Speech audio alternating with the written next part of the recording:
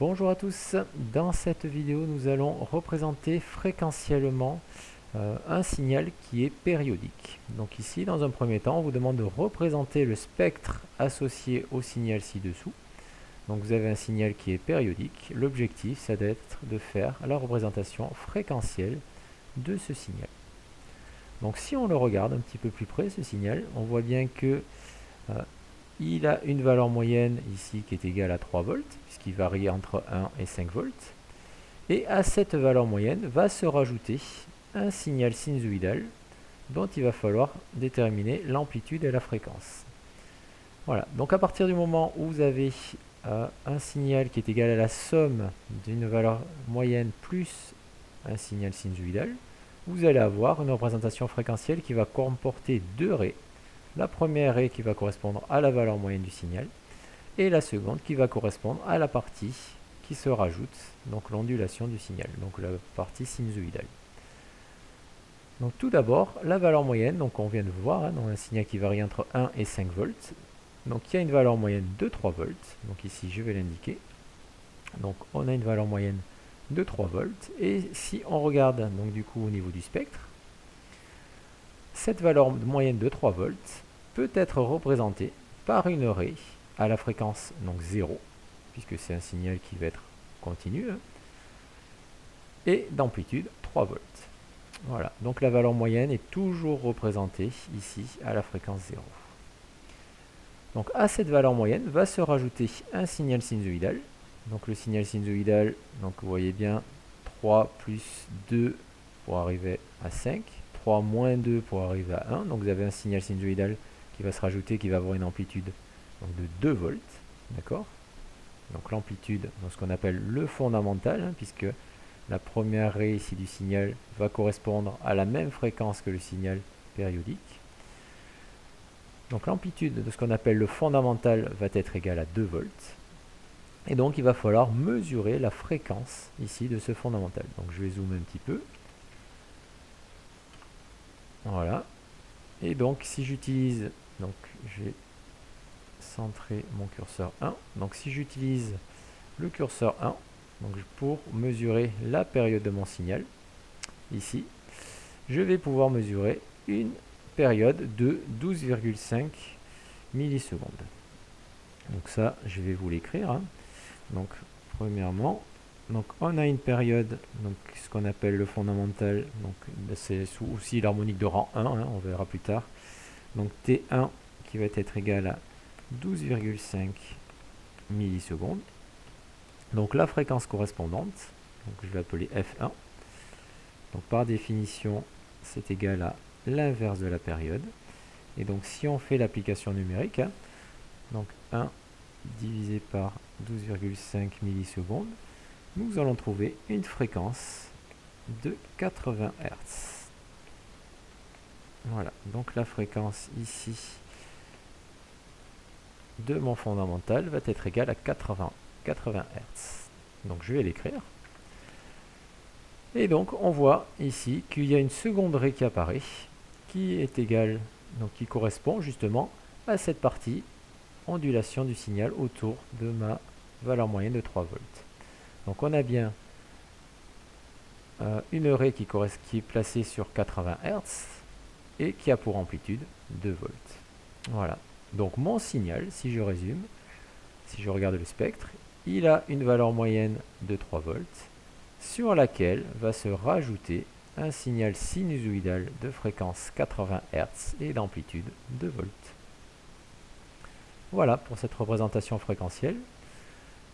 Ensuite, donc dans la deuxième partie du programme, on vous demande de représenter un signal carré en lui donnant, sachant que l'on vous donne en fait le spectre associé à ce signal carré.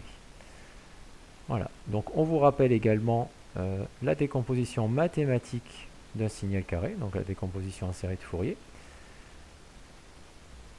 Donc U de t qui est égal à une constante que j'appelle U0 plus une somme de signaux sinusoïdaux qui ont des amplitudes différentes et des fréquences différentes.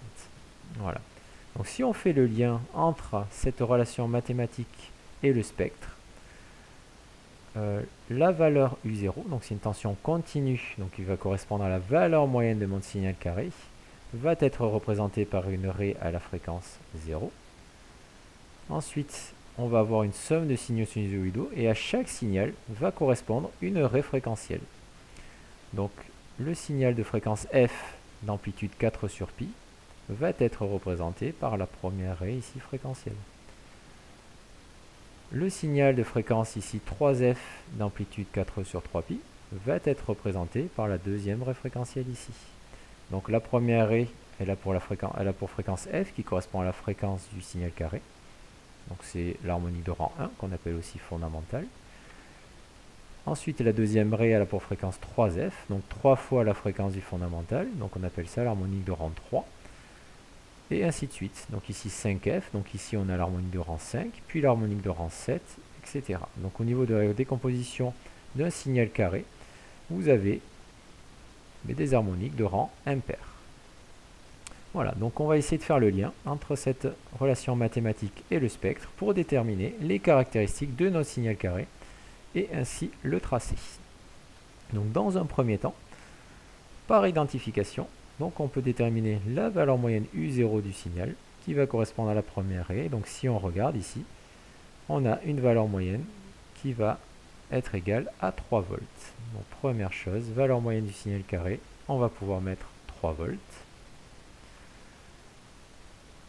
Vous voyez, donc là, le signal qui s'est tracé, c'est un signal qui a pour valeur moyenne 3 volts uniquement. Donc en gros, c'est un signal continu qui est égal à 3 volts.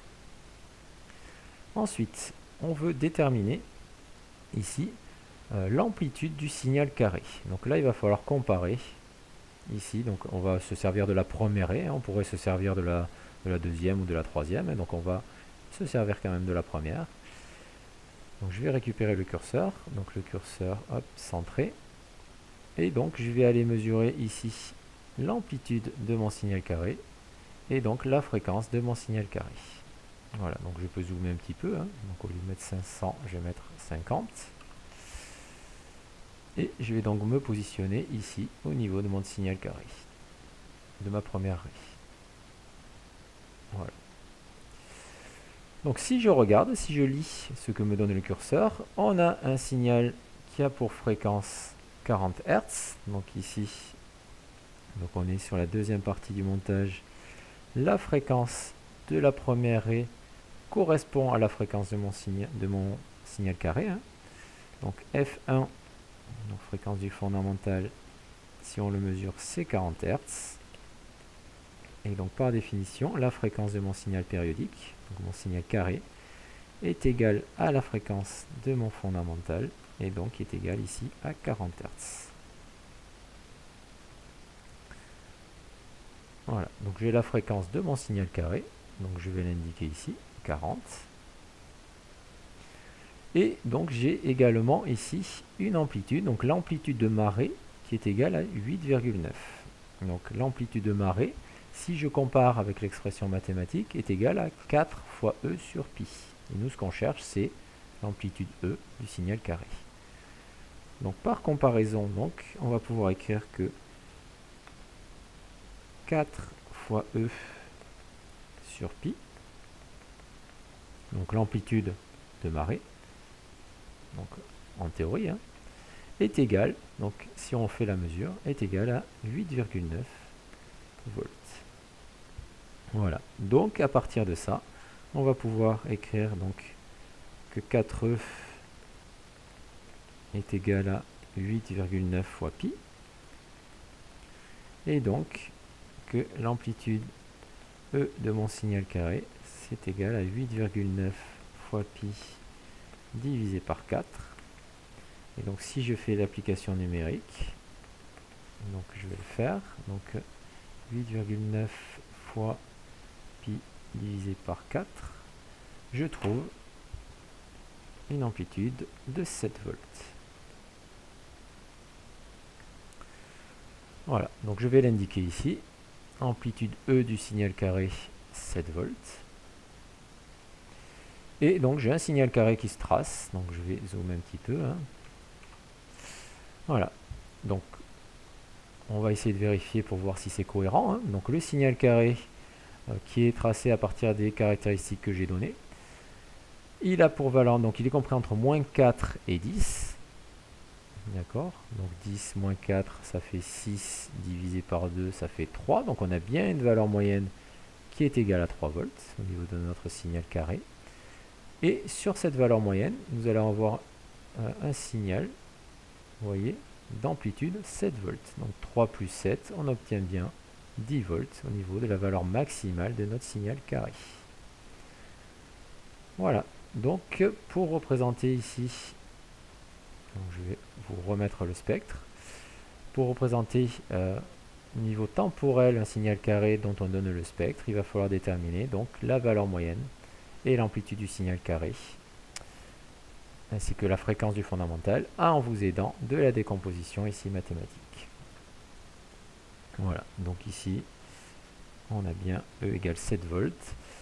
Je vais valider mes résultats. Voilà, donc on a bien les résultats déterminés à travers cet exercice. Merci de m'avoir écouté et donc à très bientôt.